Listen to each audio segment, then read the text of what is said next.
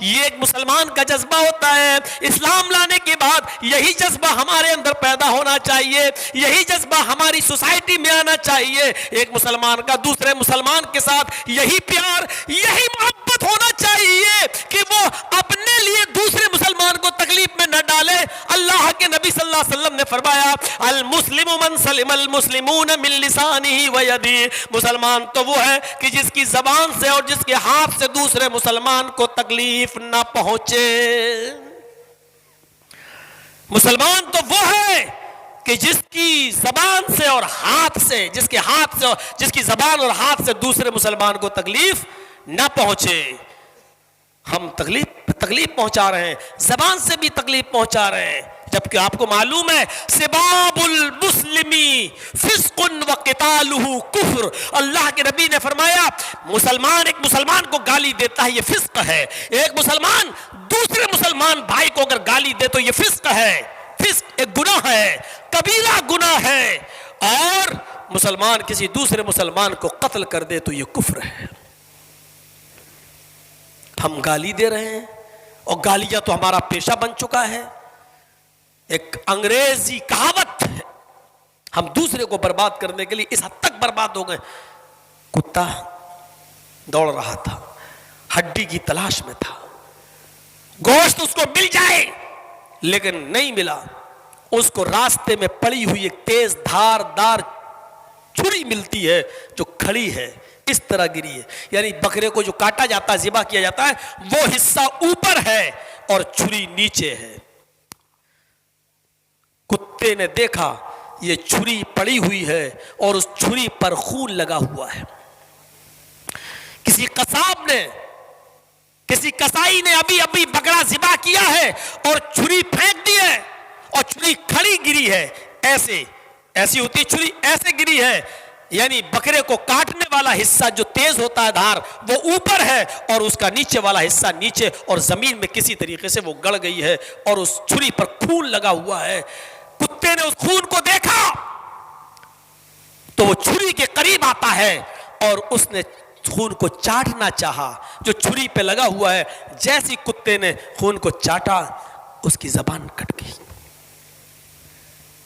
تیز دھاردار چھری تھی, اس کی زبان سے خون نکلا کتے کی, وہ بھی چھری پہ گر گیا. کتا سمجھا کہ ابھی اور خون باقی ہے, اس نے پھر چاٹا, پھر زبان دوسری جگہ سے کٹی, پھر خون لگ گیا. کتا خون کے چکر میں تکلیف کا احساس نہیں کر رہا ہے, اس نے کہا ابھی اور خون باقی ہے, اس نے پھر چاٹا, پھر تیسری جگہ سے زبان کٹی, پھر خون اس پہ لگ گیا. کتا خون چاٹتا رہا, زبان کٹتی رہی, یہاں تک کہ کتا خود مر گیا, قتل ہو گیا. چاٹتا رہا اور وہ اپنے آپ کو ہلاک کر لیا. خون دیکھ رہا, چاٹ رہا ہے, اور اتنا چاٹا کہ وہ اپنے آپ کو ہلاک کر لیا. یہی آج صورتحال آج ہماری ہو چکی ہے. ہم دوسرے کو برباد کرنا چاہ رہے ہیں, اس کا پیچھا کر رہے ہیں, اور اس کے برباد کرنے کے چکر میں ہم نے اپنے آپ کو برباد کر لیا ہے, اپنے آپ کو ہلاک کر لیا ہے. اس کام میں, اس تھانے میں اس کو پکڑو, اپنا پیسہ بھی دے رہے ہیں, اس کا پیچھا بھی کر رہے ہیں. میرے بھائیوں, تم جس آدمی کا پیچھا کر رہے ہو, اپنا دشمن جس کو سمجھتے ہو, وہ بھاگ رہا, تم اس کا پیچھا کر رہے ہو. اتنا یاد رکھنا, وہ اگر بھاگ رہا ہے, جتنا وہ تھک رہا ہے اس سے زیادہ آپ بھی تھک رہے ہیں, کیونکہ وہ پیچھا آپ کر رہے ہیں. وہ بھاگ رہا ہے لیکن آپ اس سے بھی زیادہ تیز دوڑ کر اس کو پکڑنا چاہتے ہو, اس لیے اس سے زیادہ آپ تھک رہے ہیں. وہ ہانپ رہا ہے, اس سے زیادہ آپ ہانپ رہے ہیں. وہ برباد ہو رہا ہے, اس سے زیادہ آپ برباد ہو رہے ہیں. یہ حقیقت ہے. دوسرے کو برباد کرنے کے چکر میں آپ اپنے آپ کو برباد کر لیتے ہیں, اپنے آپ کو ہلاک کر لیتے ہیں, اور ایسا ہو نہیں سکتا. آپ دوسرے کو برباد کریں اور آپ آباد ہو جائیں, اللہ کی قسم نہیں ہو سکتا. تھوڑی دیر کے لیے فائدہ ملے گا, لیکن یہ دولت تمہارے پاس رکے گی نہیں, حرام کی دولت رکے گی نہیں, کسی نہ کسی طرح یہ وصول ہوگی. چاہے آپ کو کینسر ہو, یا آپ کی بیوی کو ہو, یا آپ کی اولاد کو ہو, یا آپ کے بچوں کو ہو, یا آپ کی کسی بیٹی کو ہو, کوئی ایسی بیماری کہ جس سے آپ نے 2-4 لاکھ روپیہ کما کر رکھ بھی لیا, آپ کو 10, 15, 20 لاکھ روپے اس کے عوض دینا پڑے گا. آپ کا خرچ ہونا ہے. کما تدین تدان، جیسا کرو گے ویسا بھرو گے. اگر دوسرے کو برباد کرو گے تو تم آباد نہیں ہو سکتے ہو. تمہیں بھی برباد ہونا پڑے گا، تمہیں بھی مٹنا پڑے گا.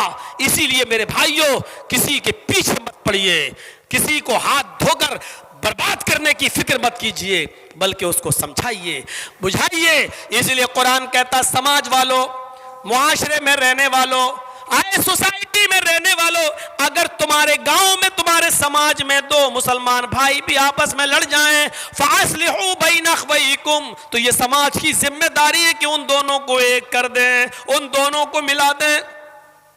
سماج والوں، تمہارے ہاں کوئی لڑکا لے کے بھاگ جائے، 2-4 دن کے بعد پنچایت جوڑ لیتے ہو نا، یہ لڑکی بھاگی ہے، چلو تمہارا لڑکا بھگا کے لے گیا، کیا سزا ہونی چاہیے؟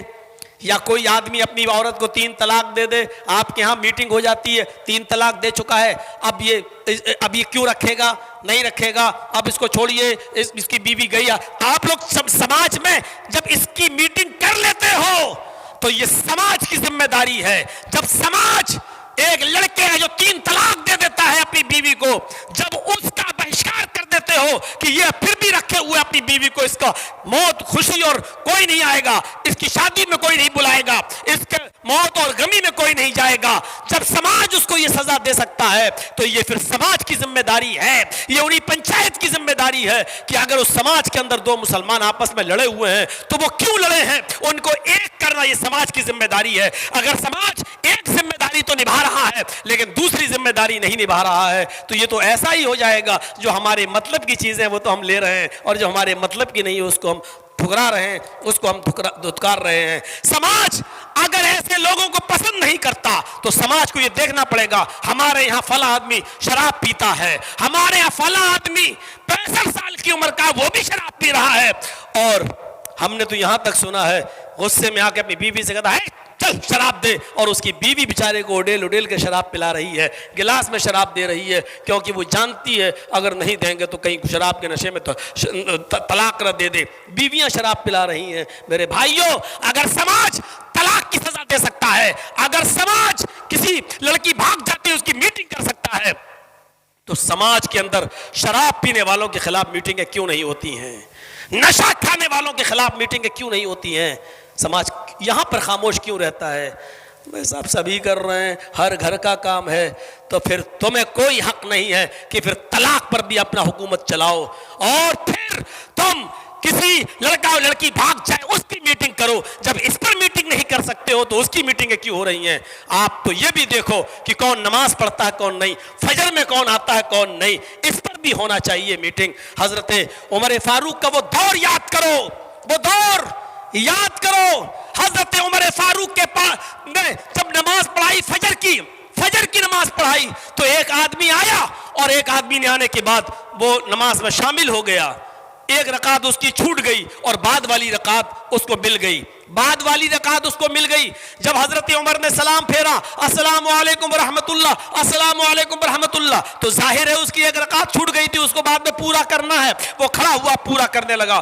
حضرت عمر نے دیکھا ایک چھوٹی کی دونوں، پتہ لگایا ایک ہی چھوٹی ہے، کیونکہ وہیں بیٹھے تھے دیکھ رہے تھے. ایک رکعت پڑھ کے اس نے سلام پھیرا، آپ نے اس سے کچھ نہیں کہا، لیکن آپ باہر نکلے، اپنی CID والے کو بلایا جو خفیہ رپورٹ تیار کرتا تھا، اس سے کہا فلاں آدمی کو دیکھ رہے ہو جو وظیفہ پڑھ رہا ہے نماز کے بعد؟ ہاں.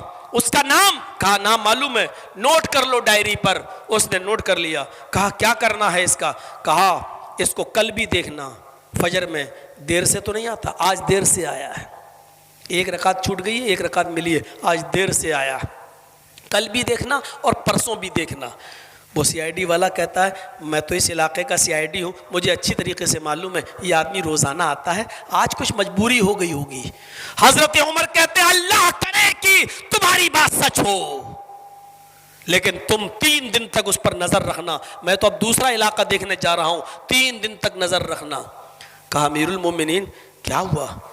کہا اللہ کرے کہ وہی ہو جو تم نے کہا ہے، آج اس کو پیشاب و پائخانے میں یا نیند آنکھ لگ جانے کی وجہ سے دیر سے آیا ہو، آج تو میں نے چھوڑ دیا، کل بھی نظر رکھنا اور پرسوں بھی نظر رکھنا.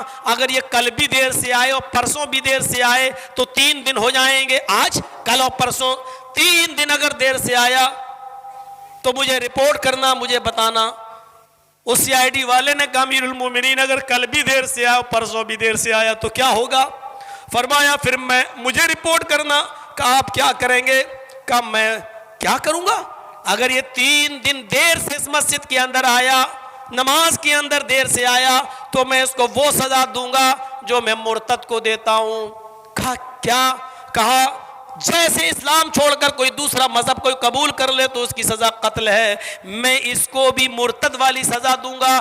اگر یہ 3 دن مسجد میں دیر سے آیا تو میں اس کو قتل کر دوں گا, میں اس کی گردن اڑا دوں گا. اللہ کرے کہ تمہاری بات سچ ہو, آج اس کو مجبوری نے پکڑ لیا ہو جس کی وجہ سے دیر سے آیا. میں نے محمد رسول اللہ کو یہ فرماتے ہوئے سنا ہے کہ منافق لوگ فجر کی اور عشاء کی نماز میں سستی کرتے ہیں, بستر چھوڑنے کی طبیعت نہیں ہوتی ہے. کھانا کھایا مغرب کے بعد وہ سو گئے, عشاء کی نماز میں آنے میں سستی کرتے ہیں, اور رات میں نیند کا غلبہ طاری ہو گیا تو فجر میں اٹھنے میں سستی کرتے ہیں. میں ان کو وہی سزا دوں گا جو مرتد کو دیتا ہوں. اگر اس کے اندر نفاق پیدا ہو گیا ہوگا, منافقت آ گئی ہوگی, تو یہ کل بھی دیر سے آئے گا اور پرسوں بھی دیر سے آئے گا. اگر یہ 3 دن دیر سے آیا تو میں اس کی گردن کو اس کے تن سے جدا کر دوں گا. میٹنگ لے لی, اپنی سی آئی ٹی کو باخبر کر دیا. ہم اور آپ ذرا غور کریں, کون سی میٹنگیں ہوتی ہیں؟ لڑکا لڑکی کو بھگا لے گیا تو میٹنگ ہو رہی ہے.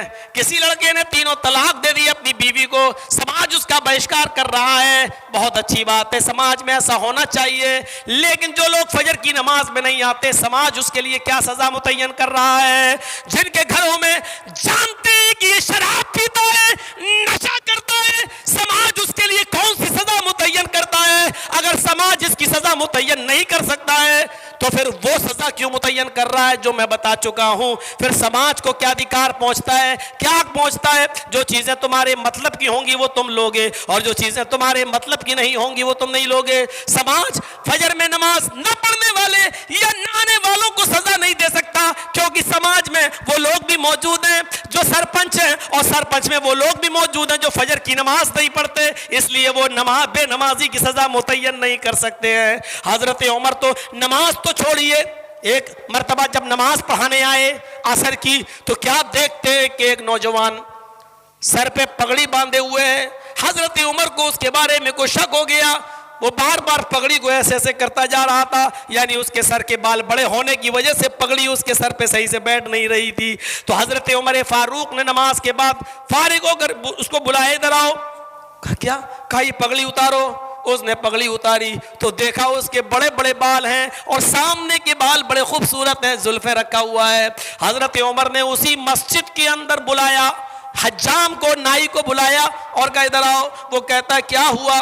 کہا تمہارے سر کے بال گھونٹے جائیں گے. اسی مسجد کے اندر اس کو ٹکلا کروا دیا, سر کے سارے بال کٹوا دیے, اس کے سر کے سارے بال کٹوا دیے اس کے. برائی دیکھی تو اپنے آنکھ سے تو اس کو اپنے ہاتھ سے دور کروا دیا. یہ سماج کی ذمہ داری بنتی ہے. ہم نظر ڈالیں, اب مولانا بالوں پہ کون نظر ڈالے گا, یہ تو آج کل فیشن بن گیا ہے. ہاں کیا کریں.